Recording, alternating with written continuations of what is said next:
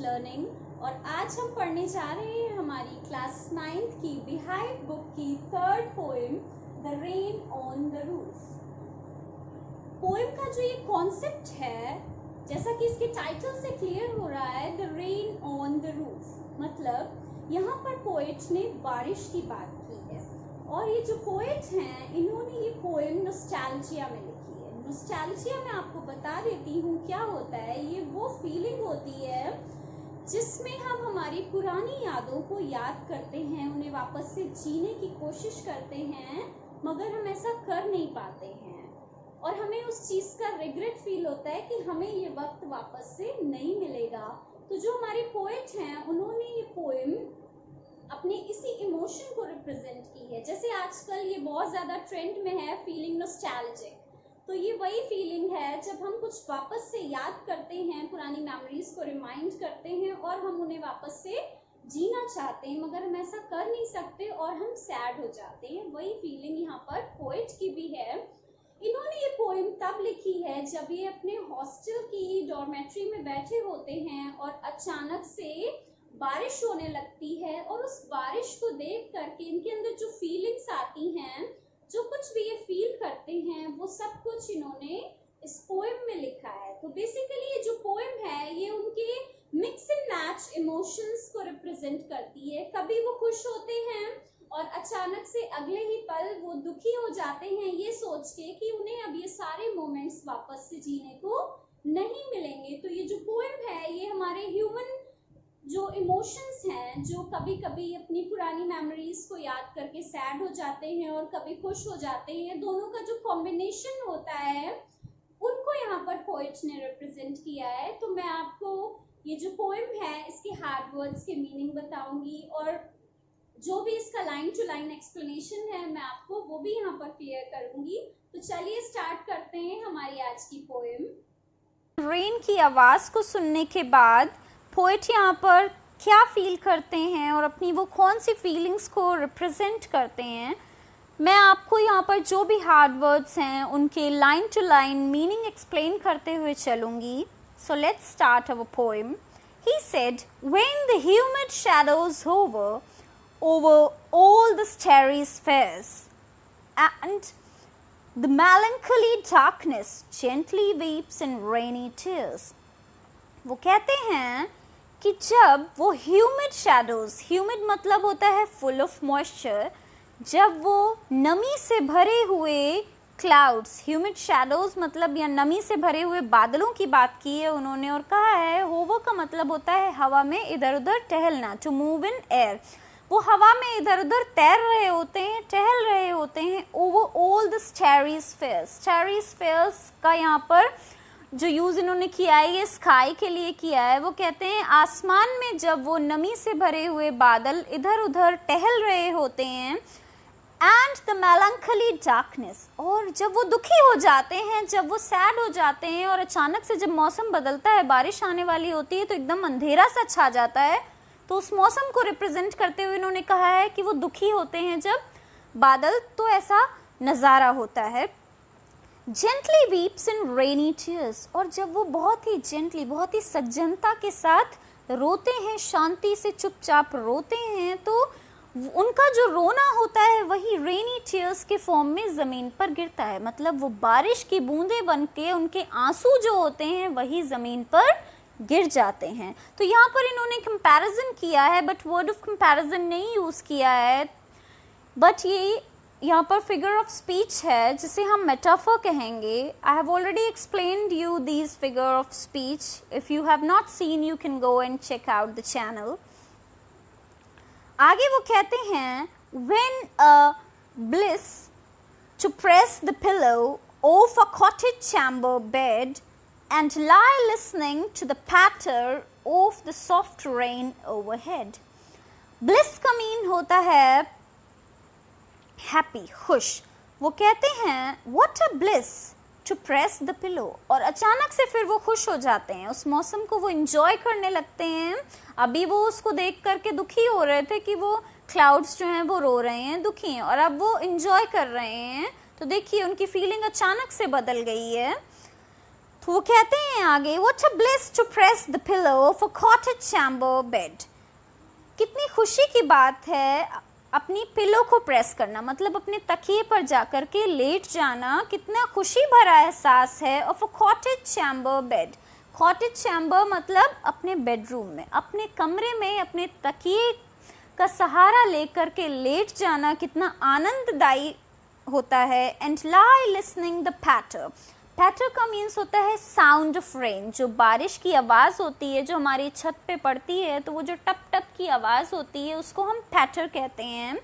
Of the soft rain overhead, overhead का मतलब है अपनी छत पे, तो वो जो छत पे धीरे धीरे बूंदों के पड़ने की आवाज़ है उसको सुनना, अपने तकिए पर चुपचाप अपने बेडरूम में लेट जाना कितना खुशी भरा एहसास होता है। वो आगे कहते हैं, every tinkle on the shingles has an echo in the heart. tinkle का मीन्स होता है शॉर्ट साउंड, जो धीमी धीमी आवाज़ आती है टप टप की जब बारिश होती है।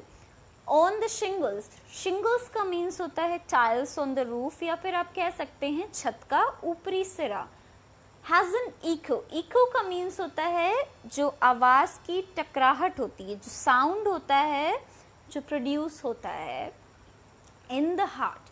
तो वो कह रहे हैं कि वो जो आवाज़ है रेन की, जो टिंकलिंग है ऑन द शिंगल्स, मेरी छत पर जो बारिश की बूंदों की गिरने की आवाज़ है, has an echo in the heart, वो मेरे हार्ट में, मेरे हृदय में क्या करती है, गूंजती है। इको मीन्स होता है गूंजना, तो वो मेरे हृदय में बस जाती है, मेरे दिल में बस जाती है और वो गूंजती है। And 1000 dreamy fancies into busy being start, और उस आवाज़ को सुन करके मेरे मन में हजारों ड्रीमी फैंसीज, फैंसीज का मीन्स होता है डिज़ायर्स या फिर इच्छाएं, तो मेरे इस चलते हुए हृदय में हजारों नई नई इच्छाएं जो हैं, हजारों डिज़ायर्स आ जाती हैं, वो जन्म ले लेती हैं। मतलब अचानक से उस आवाज़ को सुन के मेरे मन में एक परिवर्तन सा होता है। And 1000 recollections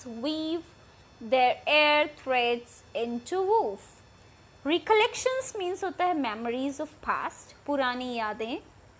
weave their air threads into woof, और वो कहते हैं, और उस आवाज़ को सुन करके मेरे मन में पुरानी इच्छाएं, पुरानी मेमोरीज जो हैं, हज़ारों मेमोरीज आ जाती हैं। वीव मीन्स होता है बुनना, और वो क्या करने लगती हैं, वो बुनने लगती हैं अपने लिए पुरानी यादों को।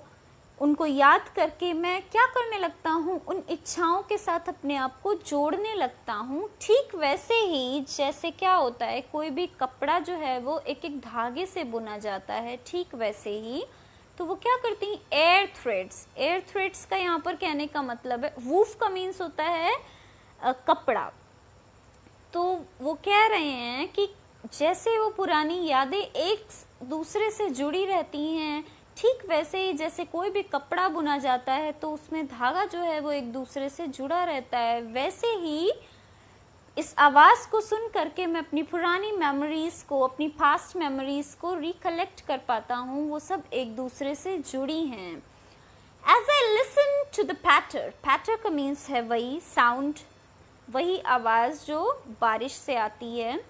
Of the rain upon the roof, और फिर वो कहते हैं जैसे ये कब होता है, जब मैं उस बारिश की आवाज़ को गिरते हुए सुनता हूँ अपनी छत पर, और मैं अपने बेडरूम में अपने पिलो का सहारा लेकर के लेटा होता हूँ, तो मुझे वो सारी मेमोरीज़ जो हैं, मेरी जो सारी फैंसीज़ हैं, डिज़ायर्स हैं, वो रिकलेक्ट होने लगती हैं, मुझे याद आने लगती हैं। वो कहते हैं, now in memory comes my mother as she used in years ago to regard the darling dreamers ere she left them till the dawn. अब उनकी मेमोरीज में उस बारिश को देख करके कौन आता है, उनकी माँ आती हैं। वो अपनी माँ को मिस कर रहे होते हैं। मैंने आपको पहले ही बताया है कि वो हॉस्टल लाइफ में होते हैं, वो अपने घर से, अपने पेरेंट्स से दूर होते हैं, तो वो अपनी मदर को मिस कर रहे होते हैं। उस बारिश को देख करके उनको नॉस्टैल्जिक फीलिंग जो आ रही होती है, उसमें उनकी मदर को वो सबसे ज़्यादा मिस कर रहे होते हैं। वो कहते हैं, मेरी मेमोरी में आती है मेरी mother, As she used in years ago, agon का मीन्स होता है एगो या फिर पहले या बहुत पुराना। तो जैसा कि जब मैं उनके साथ रहा करता था वो पहले किया करती थी, मैं उस बात को मिस कर रहा हूँ जैसे वो मेरी चिंता किया करती थी। To regard the darling dreamers, regard means होता है कंसिडर, और डार्लिंग ड्रीमर्स, डार्लिंग मतलब प्रिय, ड्रीमर्स से यहाँ पर है सोने जाने वाला इंसान या सपने देखने वाला इंसान। ड्रीमर्स इन्होंने यूज़ किया है, मतलब इनके अलावा इनके जो भी सिबलिंग्स हैं उनकी भी बात की, इनके भाई बहनों की भी इन्होंने बात की है, क्योंकि पेरेंट्स जो हैं उनको अपने सारे बच्चों की चिंता होती है। ere she left them till the dawn, कि वो अपने बच्चों को, ere मीन्स होता है बिफोर, वो अपने बच्चों को सुबह तक के लिए, रात और सुबह के बीच का जो समय है उसमें भी पेरेंट्स कभी कभी आकर के अपने बच्चों को चेक करते हैं कि वो सो रहे हैं या नहीं, वो ठीक से सोए हैं या नहीं, उन्होंने चादर ओढ़ा है या नहीं। तो वो हम सबको देखने आती थी कि हम ठीक हैं या नहीं। जो रात और सुबह के बीच का समय है उसमें वो अपने आप को संतुष्ट करती थी आकर के कि उनके बच्चे सही सलामत हैं। Oh, I feel her fond look on me, और मैं उनके उस लुक्स को, उनके उस अफेक्शन को, उस प्रेम को महसूस कर सकता हूँ। फॉन्ड मीन्स होता है फुल ऑफ लव। तो जो उनका प्यार भरा, स्नेह भरा एहसास था जब वो हमें देखने आती थी, मैं उसको महसूस कर सकता हूँ कि वो कितनी प्यार से हम सबको देखती थी। एज आई लिस्ट, लिस्ट का मतलब है listen to this refrain, refrain means repeated song है यहाँ पर। तो जैसे जितनी बार भी मैं इस बारिश की आवाज़ को सुनता हूँ मुझे मेरी माँ के उस एहसास की याद आती है, उस अफेक्शन की याद आती है जो वो हम सब पर शावर किया करती थी, हम सब पर बिखेरा करती थी।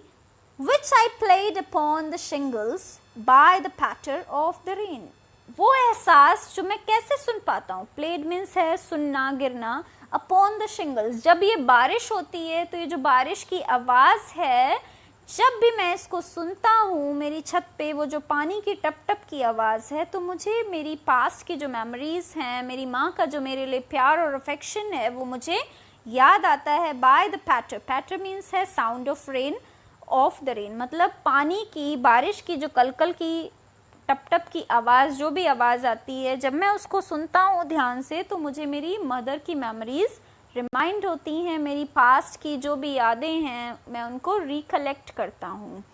सो आई होप आपको ये पोएम अच्छे से समझ में आ गई होगी। अब आप इसके सारे क्वेश्चन आंसर्स, कॉम्प्रिहेंशन ईजिली कर पाएंगे। अगर आपको कोई कन्फ्यूजन होता है तो आप मुझे कमेंट बॉक्स में लिख करके ज़रूर बताइएगा। तो मैं मिलती हूँ मैं आपको मेरे नेक्स्ट वीडियो में। तब तक के लिए सीखते रहिए और पढ़ते रहिए। Bye bye.